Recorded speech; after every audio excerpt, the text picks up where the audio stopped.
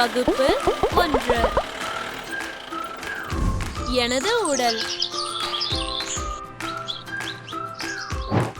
வணக்கம் மாணவ செல்வங்களே. முந்தைய காணொளியில் உங்கள் பயணத்தில் உங்களை சுற்றியுள்ள பல்வேறு விலங்குகளை பார்த்தீர்கள். இப்போது பல விலங்குகளின் பெயர்கள் உங்களுக்கு தெரியும். மேலும் நீங்கள் பயணத்தை ரசித்திருப்பீர்கள் என்று நம்புகிறேன். இப்போது 1ஆம் வகுப்பிலிருந்து எனது உடல் என்ற புதிய தலைப்புக்கு செல்வோமா? கற்றுக்கொள்வீர்கள். இந்த பாடத்தை படித்த பிறகு உங்களால் உடலின் வெளிப்புற பாகங்களுக்கு பெயரிட முடியும். பல்வேறு புலன்களை அடையாளம் காண முடியும். தனிப்பட்ட சுகாதாரத்தை பேண முடியும்.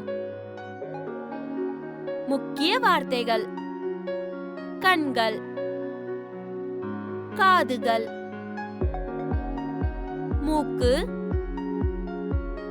நாக்கு, தோல், சுகாதாரம், புலன் உறுப்புகள். கருத்து வரைபடம்.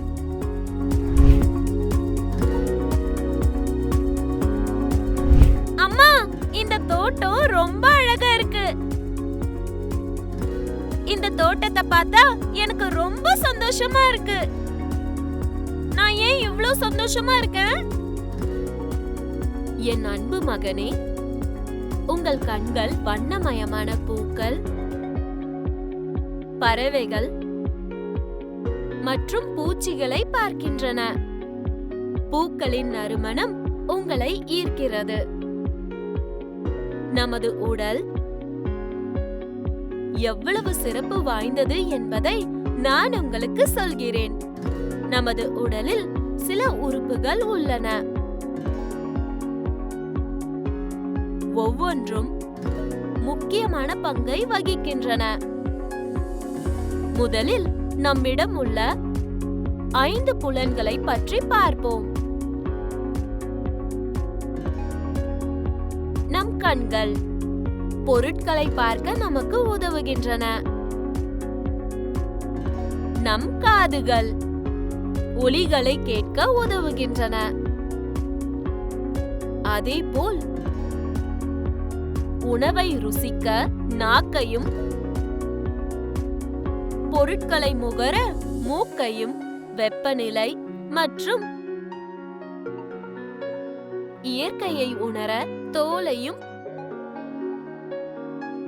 பயன்படுத்துகிறோம்.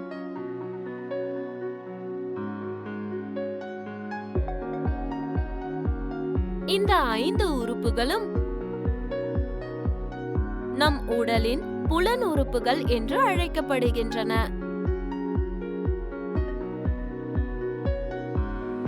நமது புலன் உறுப்புகள் நம்மை சுற்றியுள்ள உலகத்தை அறிய உதவுகின்றன. ஒரு முறை முகம் பார்க்கும் கண்ணாடியில் பாருங்கள். நான் சொல்லும் பெயர்களை நினைவில் வையுங்கள். தலை, முகம், கழுத்து, தோள்பட்டை, மார்பு, வயிறு, கை, விரல்கள், முழங்கால், கால் மற்றும் கால்விரல்கள் ஆகியவை உடலின் பல்வேறு பாகங்கள். காது, கண், மூக்கு, பற்கள், நாக்கு, தாடை மற்றும் கன்னம் ஆகியவை முகத்தின் பல்வேறு பாகங்கள். செயல்பாடு.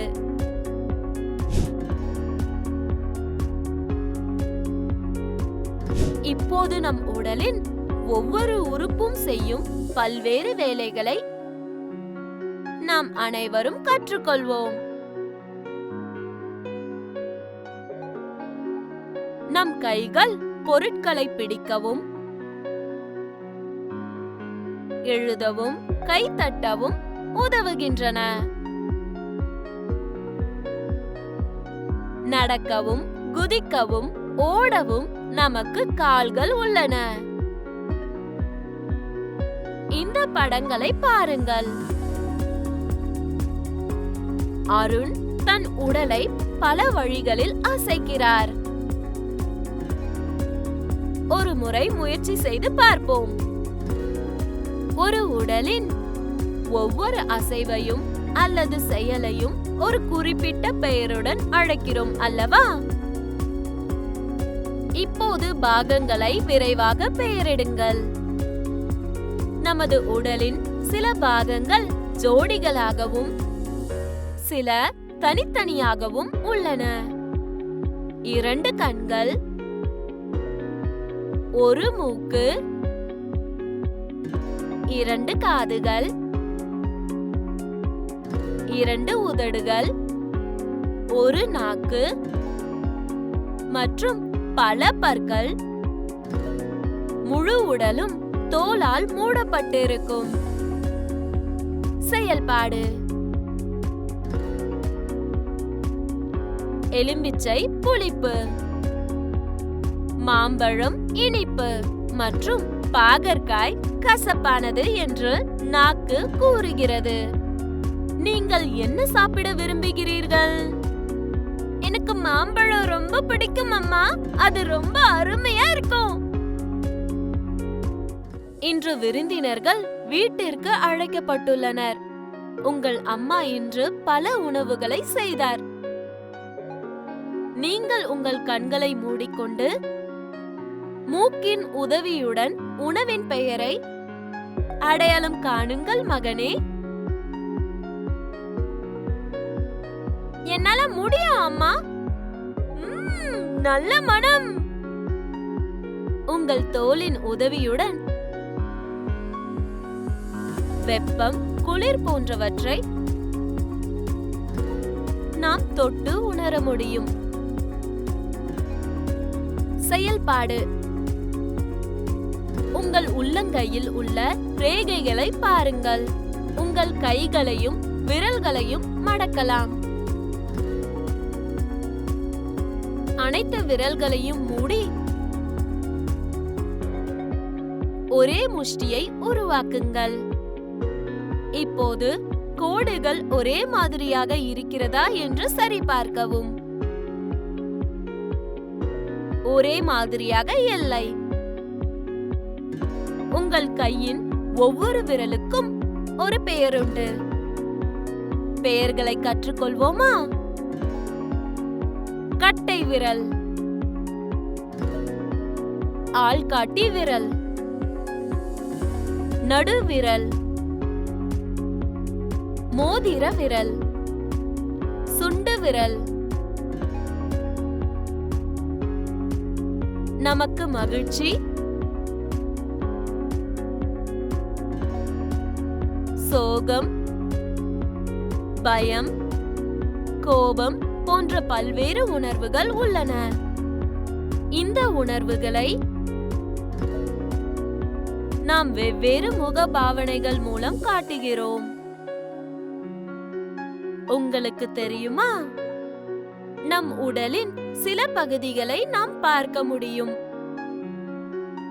ஆனால் சில பகுதிகள் நமக்குள் இருப்பதால் அவற்றை நாம் பார்க்க முடியாது.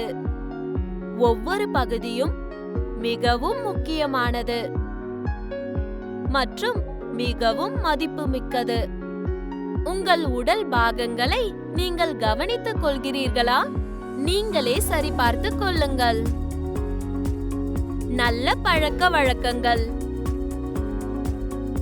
நம் கைகளை சுத்தமாக வைத்திருக்க வேண்டும். இல்லை என்றால் நாம் நோய்வாய்ப்படுவோம்.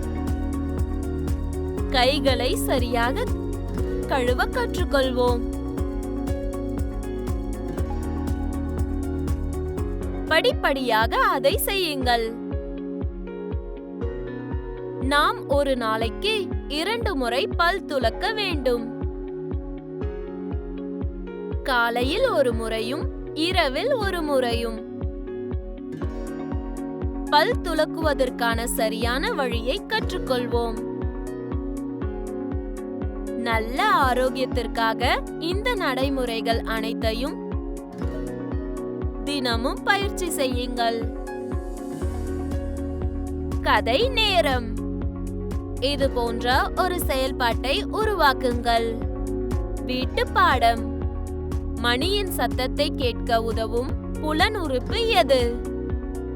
கேள்வி 2. புத்தகம் படிக்க எந்த புலன் உறுப்புகள் நமக்கு உதவுகின்றன? கேள்வி 3. நமது மூக்கு எவ்வாறு நமக்கு உதவுகிறது? கேள்வி 4. நமது உடலின் புலன் உறுப்புகளுக்கு பெயரிடுங்கள். கேள்வி 5. ஏதேனும் 2 நல்ல பழக்கங்களை எழுதுங்கள். சுய அறிவு மதிப்பீடு. இந்த காணொளியை பார்த்த பிறகு என் உடலின் பாகங்களுக்கு பெயரிட முடியும். என் உடலை கொண்டு பல செயல்களை செய்ய முடியும். என்னை சுத்தமாக வைத்திருக்க நல்ல பழக்கங்களை பயிற்சி செய்ய முடியும். மேலும் என் புலன்களின் பெயர்களையும் அவற்றின் பயன்பாட்டையும் நான் அறிவேன்.